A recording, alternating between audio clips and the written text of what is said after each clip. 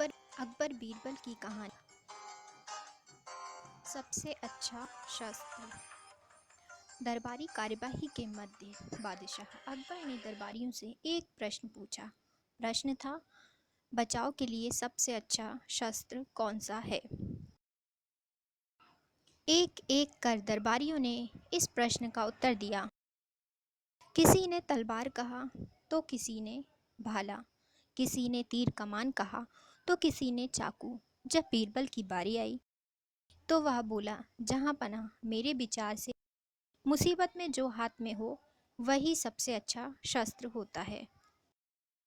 बीरबल का उत्तर सुन दरबारी उसका मजाक उड़ाने लगे। अकबर भी बीरबल के उत्तर से संतुष्ट नहीं थे। बीरबल उस दिन तो अपमान का घूंट पीकर रह गया, लेकिन अपनी बात सही साबित करने का मौका बहुत जल्द उसके हाथ लगा। बादशाह अकबर अक्सर भेष बदलकर नगर भ्रमण पर निकला करते थे। बीरबल भी उनके साथ ही होते थे। एक दिन इसी तरह वे दोनों नगर भ्रमण पर निकले। वे एक तंग गली से पैदल गुजर रहे थे। तभी एक मतवाला हाथी उस गली में आ गया। उस हाथी को देख अकबर डर गए। उस समय उनके पास एक तलवार थी, लेकिन इतने बड़े हाथी के सामने वह किसी काम की नहीं थी। उन्हें अपने बचाव का कोई रास्ता नहीं सूझ रहा था। गली इतनी तंग थी कि वहां से भाग पाना लगभग नामुमकिन था।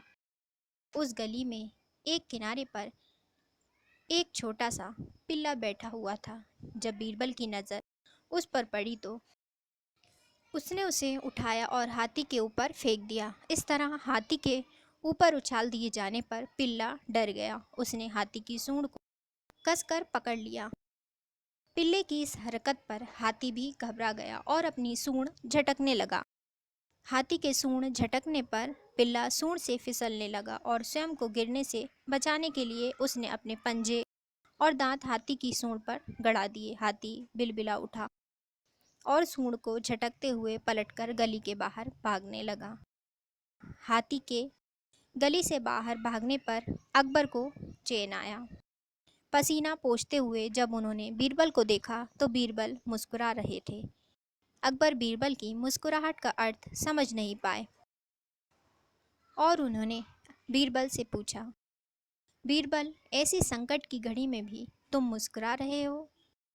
बीरबल बोला, जहाँ पनाह मुसीबत की इस घड़ी में छोटा सा पिल्ला हमारा शस्त्र बना और हमारी रक्षा की। इस घटना से आपको अवश्य यकीन हो गया होगा कि मुसीबत में जो हाथ में हो वही सबसे अच्छा शस्त्र होता है। अकबर भी मुस्कुरा दिए। अकबर ने भी मुस्कुराते हुए हामी भरी और बोले, बीरबल, तुम सही थे। उस प्रश्न के सही उत्तर के साथ आज हमारी रक्षा करने के लिए भी तुम पुरस्कार के पात्र हो।